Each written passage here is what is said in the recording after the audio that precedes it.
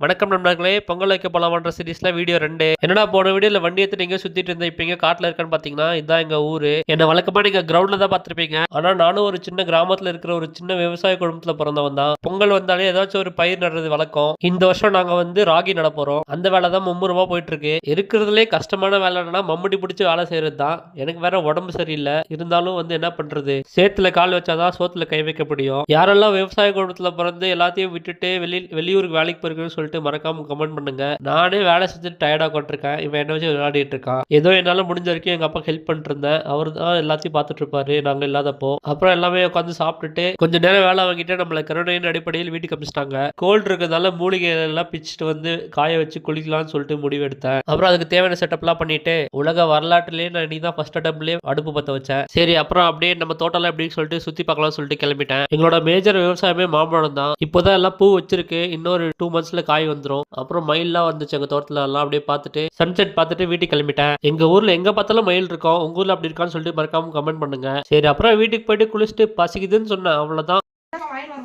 ஆ சப்பாத்தி செஞ்சு முட்டை குருமா செய்யற வரை உன் வேலை.